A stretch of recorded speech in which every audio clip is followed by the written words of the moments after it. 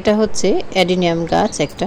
তো এই গাছটা আমি প্রায় 1 বছর আগে কিনেছিলাম। তো সেই গাছটা দেখো এর টবটা কিন্তু ফেটে বের হয়ে গেছে। এটা আমি আরেকটি টবে লাগাবো। তো আরেকটা আমি গাছ আছে, সেই গাছটা থেকে আমি গাছ যেমন কলম করে জাস্ট আমি সেইভাবেই আরেকটা গাছ বের করব অ্যাডেনিয়াম থেকে। তো দেখো আমি কিভাবে এই গাছ থেকে গাছ আমি তৈরি করি সেটাই তোমাদের সাথে আজকে শেয়ার করব। দেখো খুব সুন্দর সুন্দর পাতা কিন্তু বের হচ্ছে, আর এই গাছে খুব সুন্দর ফুল ফোটে। এত ফুল ফোটে, যখন ফুল ফোটে তখন কিন্তু গাছ দেখাই যায় না। তো এখানে কিছু ক্যাকটাস গাছও আমার আছে, ছাদে আমি টবে লাগিয়েছি দেখো। তো এই ক্যাকটাস গাছগুলো আমার খুব ভালো লাগে। আর এই অ্যাডেনিয়াম গাছ থেকেই আমি আরেকটা গাছ তৈরি করব। আর এই গাছের কিন্তু আমি আগাগুলো কেটে দিয়েছি, দিয়ে এটাকে আরেকটু ঝাঁকড়া করব। তো দেখো এই গাছটা থেকে আমি একটা গাছ আমি বের করে নেব, যাতে আমি এটাকে আলাদাভাবে কলম করে লাগাতে পারি। তো এই জন্য আমি যে কোনো একটা ভালো ডাল বেছে নিয়েছি। এটাকে একদম গোড়া থেকে আস্তে করে কেটে নেব, কারণ আমার হাতে এক হাতে মোবাইল আছে, এজন্য আমি খুব একটা ভালোভাবে তোমাদেরকে দেখাতে পারছি না। তো আর কিভাবে আমি এটাকে গাছটা আর এক জায়গায় আমি কলমভাবে তৈরি করি সেটাই তোমাদের আজকে দেখাবো। তো এটা খুব আস্তে করে হালকা করে সাইড থেকে এখান থেকে কেটে নেবে। বাস এভাবে হালকা করে কেটে নিয়েছি আমি। দেখো জাস্ট একটা ডাল কেটে নিলাম, আর এই ডালের এই সাইডটা আমি একটু মসৃণ করে কেটে নেব।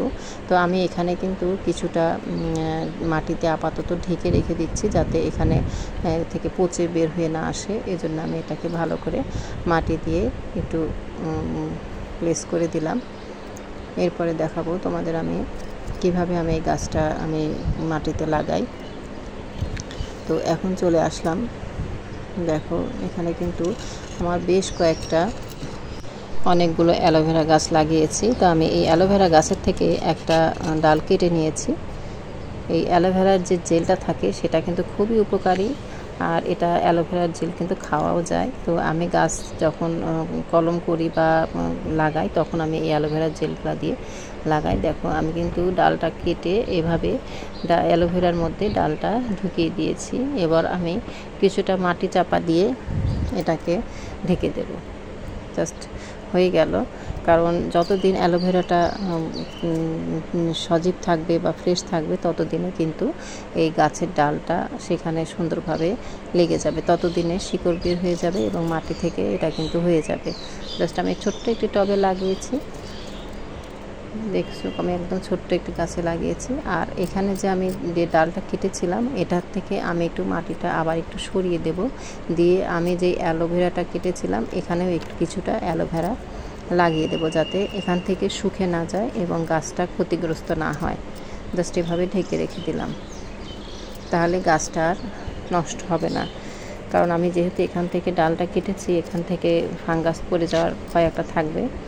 আর অন্যান্য টবে দেখো আমি কয়েকটা মানি প্ল্যান্টও লাগিয়েছি, সেগুলো একটু মাটিগুলো আলগা করে দিচ্ছি, যাতে খাদ্যটা ভালো পায়, অক্সিজেন পায় মাটি। কারণ মাটিটা সবসময় একটু আলগা করে দিতে হয় টবে, তাহলে গাছগুলো খুব সুন্দরভাবে বেড়ে উঠতে সাহায্য করে।